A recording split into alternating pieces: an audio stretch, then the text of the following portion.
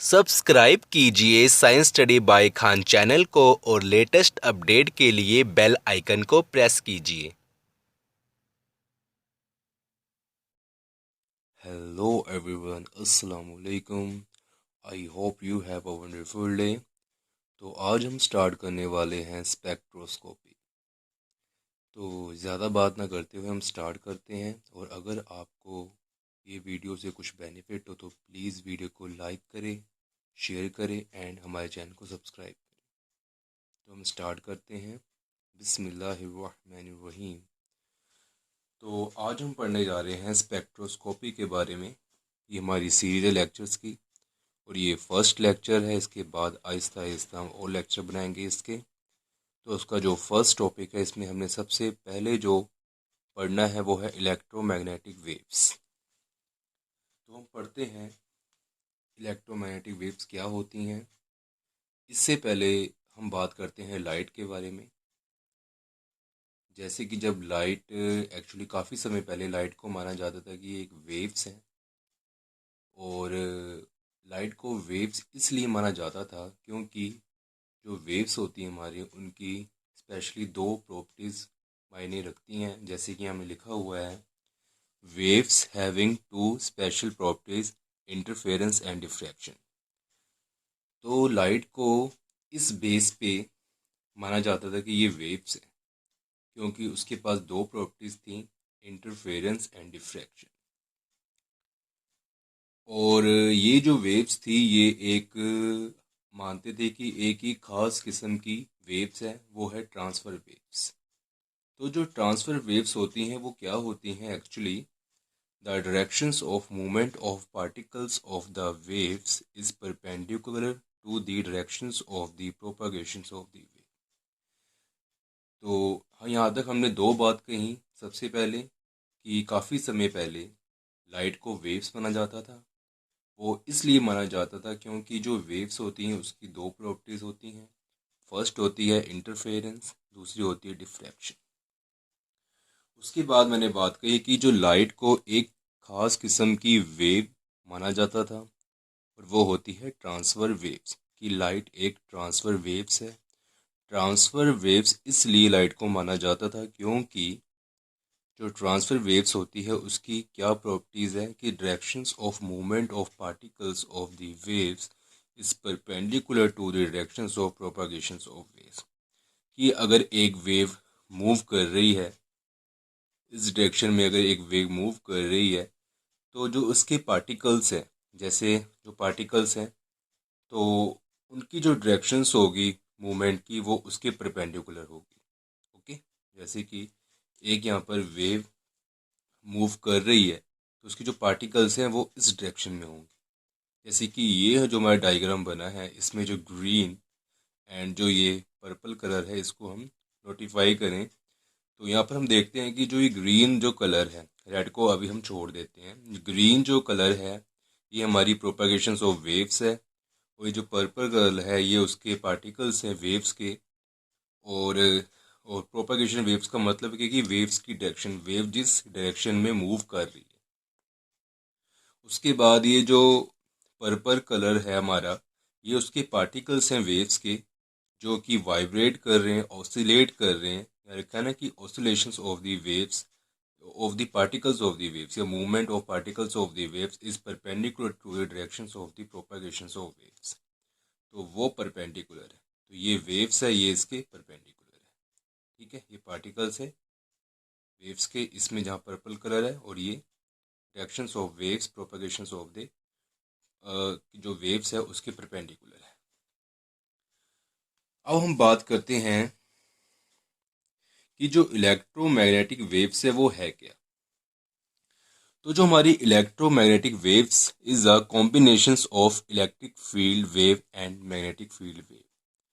तो जो electromagnetic waves है वो क्या है, कॉम्बिनेशन है किसका, हमारी इलेक्ट्रिक फील्ड वेव का एंड मैग्नेटिक फील्ड वेव का कॉम्बिनेशन है। जब हम इलेक्ट्रिक फील्ड को एंड मैग्नेटिक फील्ड को आपस में मिलाते हैं, तो हम क्या बनती है हमारी इलेक्ट्रोमैग्नेटिक वेव्स। जैसे कि मैंने इस डायग्राम में इसको रिप्रेजेंट किया हुआ है, और इसकी एक खास बात होती है कि ये एक डायरेक्शन में नहीं होती। मतलब जो इलेक्ट्रिक फील्ड और मैग्नेटिक फील्ड है ये एक डायरेक्शन में नहीं होती। अगर ये जो ग्रीन रंग है ये एक वेव्स मूव कर रही है, प्रोपागेशंस ऑफ वेव है, डायरेक्शंस ऑफ वेव है, तो ये जो पर्पल जो कलर है, ठीक है, ये हो गया इलेक्ट्रिक फील्ड की डायरेक्शंस। और ये जो रेड कलर है इस टाइप का, ये हो गया मैग्नेटिक फील्ड की डायरेक्शंस। तो जो ये electric field and magnetic field एक दूसरे के परपेंडिकुलर होते हैं और ये दोनों ही प्रोपागेशंस ऑफ वेव्स के परपेंडिकुलर होते हैं। जैसे कि ये डायरेक्शंस ऑफ वेव से ग्रीन, तो जो ये देखो कि जो इलेक्ट्रिक फील्ड है, ठीक है, पर्पल जो कलर की जो वेव है, ये हमारी प्रोपागेशंस ऑफ वेव के परपेंडिकुलर है। और सिमिलरली जो हमारी रेड कलर जो डॉटेड लाइन है ये मैग्नेटिक फील्ड है, तो ये भी क्या है, प्रोपागेशंस ऑफ वेव के परपेंडिकुलर है। और ये दोनों भी आपस में परपेंडिकुलर है, ई और एम आपस में परपेंडिकुलर है। तो यहाँ तक हमारी बात खत्म हुई। ओके। और एक खास प्रॉपर्टी है इलेक्ट्रोमैग्नेटिक वेव्स की, वो क्या है कि electromagnetic waves can be propagated in vacuum, that is it doesn't required any medium for propagation. तो जो हमारी इलेक्ट्रोमैग्नेटिक वेव है वो वैक्यूम के अंदर, जहाँ पर कोई एयर वगैरह कोई मीडियम प्रेजेंट ना हो, वहाँ पर भी वो मूव कर सकती है, ट्रैवल कर सकती है। तो इसलिए उनको किसी भी मीडियम की ज़रूरत नहीं पड़ती जब वो प्रोपागेट करती हैं। उनको मूव करने के लिए, एक डायरेक्शन में जाने के लिए उनको किसी मीडियम की ज़रूरत नहीं पड़ती। ओके, तो यहाँ तक आपको बात समझ आ गई होगी। अब हम आगे करते हैं। तो यस स्टूडेंट, अब हम बात करते हैं वेव पेरीमीटर्स की, कि जो हमारी इलेक्ट्रोमैग्नेटिक वेव्स हैं उनके कुछ पैरामीटर्स होते हैं, या फिर हम कह सकते हैं उनकी कुछ कैरेक्टरिस्टिक्स होती हैं। वो क्या होती हैं? तो वो 4 टाइप्स की होती हैं। जो मेन है हम वो बात करेंगे। फर्स्ट है एम्पलीट्यूड, सेकंड है वेवलेंथ, थर्ड है फ्रीक्वेंसी एंड वेव नंबर। तो यहाँ से अब यह क्या है कि वेव पैरामीटर्स कितने टाइप्स की होती हैं? 4 टाइप्स की होती हैं। फर्स्ट है amplitude, second wavelength, third frequency and wave number. तो जो फर्स्ट की बात करते हैं कि एम्पलीट्यूड क्या होता है, तो it is a maximum displacement from its normal position. Okay, it is a maximum displacement from its normal position.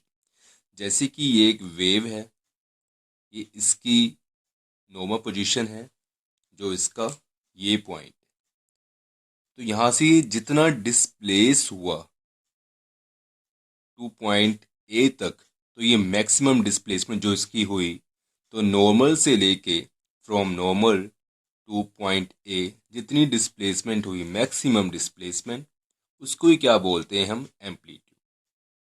तो आई होप कि आपको ये पॉइंट समझ आ गया होगा। अब हम बात करते हैं आगे वेवलेंथ के बारे में। तो स्टूडेंट, अब हम बात करते हैं वेवलेंथ के बारे में। तो वेवलेंथ क्या होता है? The distance between two consecutive points of maximum amplitude position. तो 2 पॉइंट होते हैं, जैसे कि ये मैक्सिमम पॉइंट है एम्पलीट्यूड के, कि जहाँ पर एम्पलीट्यूड ये है और इसका ही मैक्सिमम पॉइंट है। ये एम्पलीट्यूड है जो ब्लैक से मैं डिनोट किया हुआ है। ए पॉइंट और बी पॉइंट इसके मैक्सिमम पॉइंट है। तो इनके बीच में जो डिस्टेंस है उसको हम क्या बोलते हैं? वेवलेंथ। इसको मैं दूसरे एक डायग्राम से रिप्रेजेंट करता हूँ। ओके, तो यस स्टूडेंट, ये इसकी डेफिनेशन है और इसका डायग्राम है। ए और बी एक एम्पलीट्यूड का मैक्सिमम पॉइंट है, ए और बी, और उनके दरमियान जो डिस्टेंस है उसको हम कहते हैं वेवलेंथ, और इसको हम डिनोट करते हैं लैम्डा से। ठीक है, जैसे कि ये हो गया सेम, कि 2 पॉइंट है मैक्सिमम जो एम्पलीट्यूड के हैं, ए और बी, उनके दरमियान उनके बीच में जो डिस्टेंस है वो क्या है? वेवलेंथ। उसको हम रिप्रेजेंट करते हैं, डिनोट करते हैं लैम्डा से। तो आई होप आपको ये जो पॉइंट है समझ आ गया होगा। अब हम बात करते हैं फ्रीक्वेंसी की। तो यस स्टूडेंट, अब हम बात करते हैं फ्रीक्वेंसी की।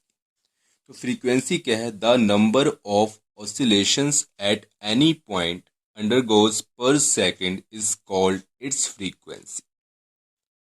तो फ्रीक्वेंसी है कि number of oscillations at any point, जैसे कि एक वेव है, वेव के अंदर बहुत सारे पार्टिकल्स हैं, और वो पार्टिकल्स को अगर हम एक पार्टिकल्स को मतलब डिनोट करते हैं, एक पार्टिकल्स के ऊपर जो एक सिंगल पार्टिकल्स है उसको हम देखते हैं, जैसे कि ये हमारी लेयर्स है, ठीक है ना। जैसे कि ये हमारी वेव है, इसमें बहुत सारे पार्टिकल्स हैं, तो उसमें से एक पार्टिकल को हम सिलेक्ट करते हैं, और वो पार्टिकल्स 1 सेकंड में जितनी बार ऑसिलेट करता है वो उस पार्टिकल्स की फ्रीक्वेंसी होती है। मैं रिपीट करता हूँ, ये वेव्स हैं जो कि बहुत सारे पार्टिकल्स की बनी हुई है, उसमें से जो एक पर्टिकुलर पार्टिकल को हमने सिलेक्ट किया वो 1 सेकंड के अंदर जितनी बार ऑसिलेट करता है, हिलता जुलता है, हम कह सकते हैं इजी लैंग्वेज में, तो वो उस पार्टिकल्स की फ्रीक्वेंसी है। और SI unit of frequency is hertz या फिर per second. It is abbreviated as HZ। Okay, इसको HZ से डिनोट किया जाता है, लिखा जाता है। अब हम बात करते हैं वेव नंबर की। तो student, what is wave number? It is the reciprocal of the wavelength and represents the number of waves per unit length. Wave number actually है क्या? ये रेसिप्रोकल है किसका? वेवलेंथ का, and represents the number of waves per unit length. और ये क्या actually represent करता है, क्या बताता है, किस बात के बारे में इंफॉर्मेशन देता है कि एक यूनिट लेंथ में कितनी वेव्स हैं। ठीक है, जैसे कि हमने एक लेंथ सेलेक्ट कर ली यहाँ से लेके यहाँ तक, यूनिट लेंथ, इसको हम मान लेते हैं कि ये यूनिट लेंथ है, और उसके बीच में दरमियान कितनी वेव्स है, तो वो क्या हो जाएगा? हमारा वेव नंबर। इसकी एक और डेफिनेशन है, it is usually represented as the number of waves that pass through a space of 1 centimetre and is expressed as, ठीक है, इसके ऊपर बार। फ्रीक्वेंसी हम जो डिनोट करते हैं इससे करते हैं, ठीक है, न्यू से, और इसके ऊपर 12 लगा देते हैं न्यू के ऊपर, तो ये क्या बन जाता है? Wave number. ये इसका साइन है। क्या इसमें बताया गया है दूसरी डेफिनेशन में कि नंबर ऑफ वेव्स, कितनी नंबर ऑफ वेव्स पास करती हैं एक स्पेस से जो कि 1 सेंटीमीटर का है, कि एक 1 सेंटीमीटर स्पेस से, एक ही 1 सेंटीमीटर का स्पेस है, मान लो कि एक 1 सेंटीमीटर का स्पेस है, और इस 1 सेंटीमीटर से कितनी वेव्स पास करती हैं, तो यहाँ से बहुत सारी वेव्स जा रही हैं, और 1 सेंटीमीटर, ये 1 सेंटीमीटर से कितनी वेव्स पास करती हैं, वो क्या है? Wave number. और इसको क्या अपना डिनोट कैसे करते हैं? न्यू के ऊपर बार, वेव नंबर, और ये क्या होता है? 1/λ। हमने लिखा था कि it is reciprocal of the wavelength, और इसकी जो यूनिट होती है वो होती है पर मीटर या पर सेंटीमीटर। जैसे कि हमने सेंटीमीटर यूज़ किया है, तो यहाँ पर हम पर सेंटीमीटर भी यूज़ कर सकते हैं, तो हम यहाँ पर सेंटीमीटर यूज़ कर लेते हैं।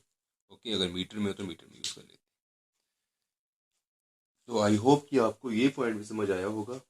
अब हम आगे बात करते हैं फ्रीक्वेंसी एंड वेवलेंथ के बीच में रिलेशन क्या है। तो यस स्टूडेंट, अब हम बात करते हैं कि फ्रीक्वेंसी एंड वेवलेंथ के बीच में रिलेशन क्या है। तो यहाँ पे हमने कुछ बातें लिखी हैं इंपॉर्टेंट, इसको हम पढ़ते हैं।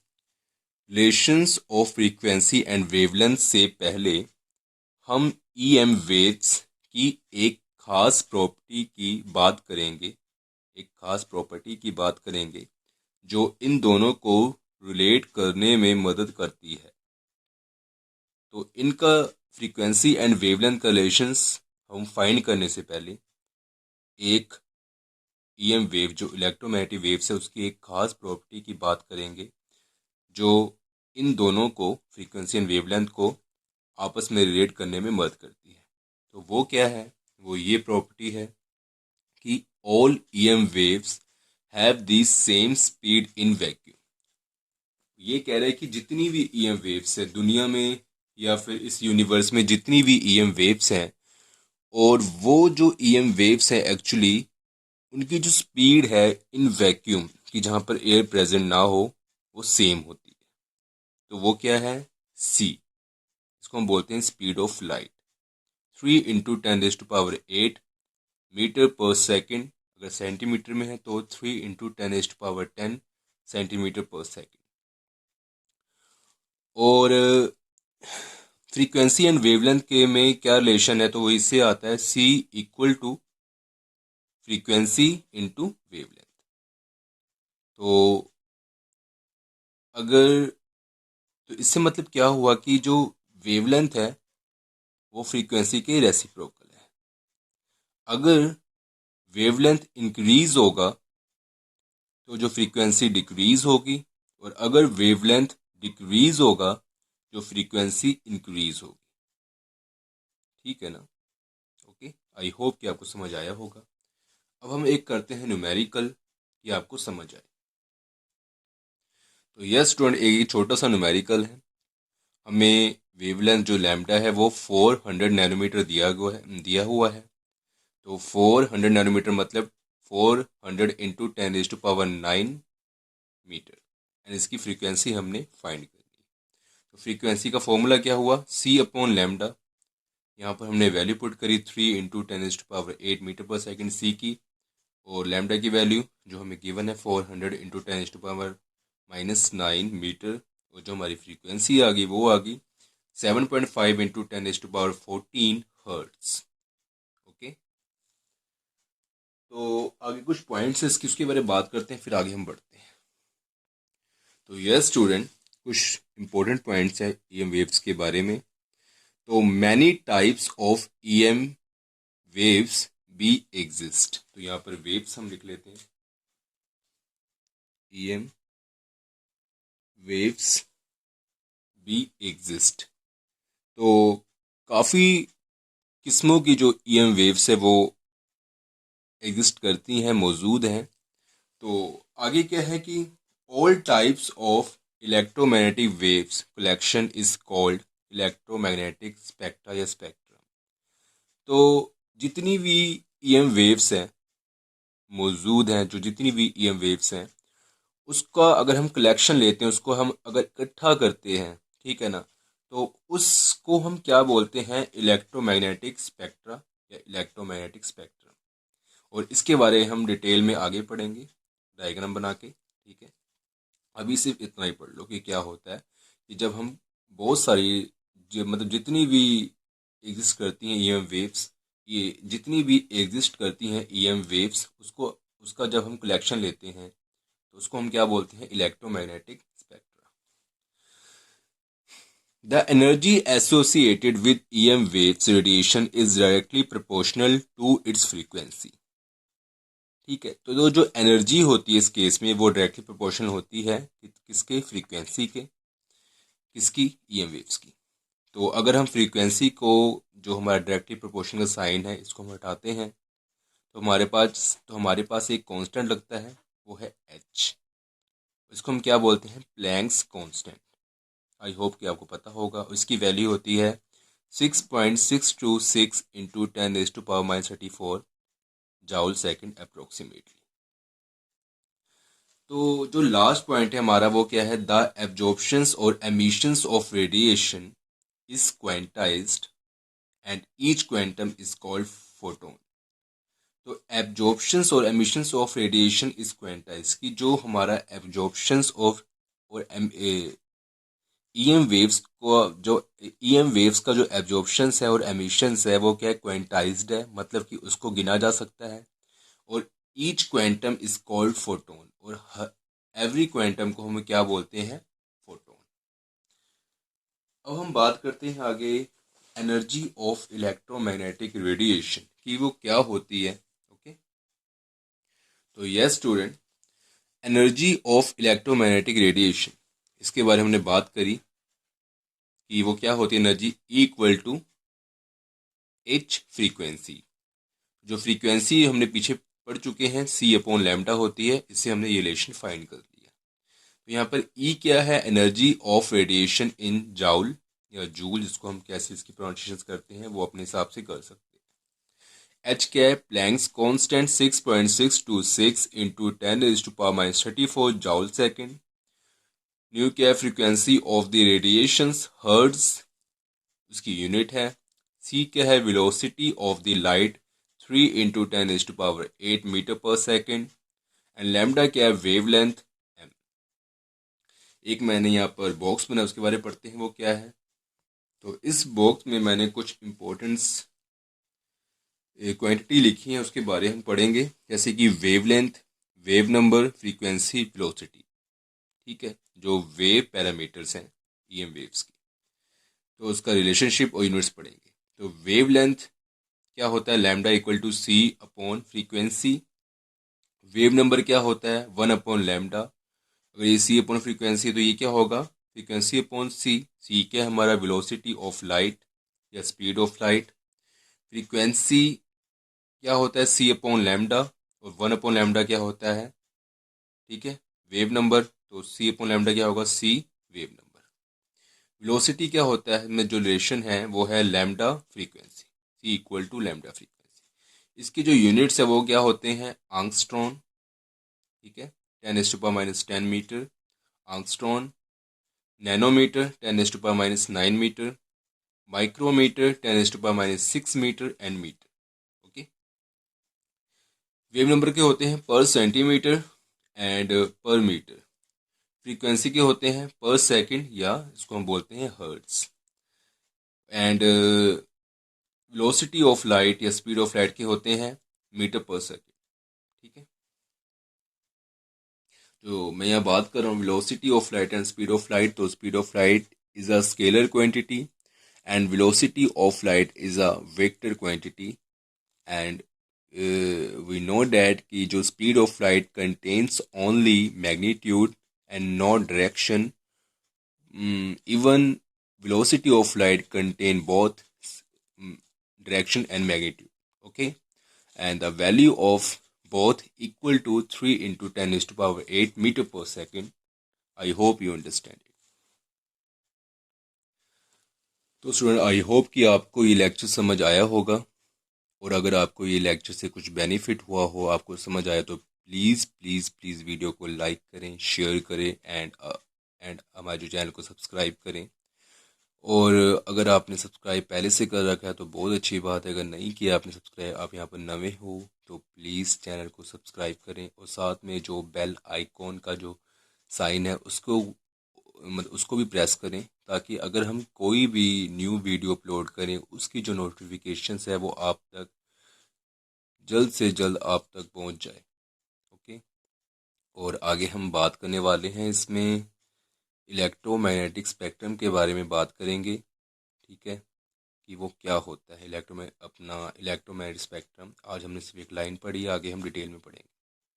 तो फिर मिलते हैं, और लाइक शेयर एंड सब्सक्राइब करना मत भूलना। अल्लाह हाफिज़, टेक केयर।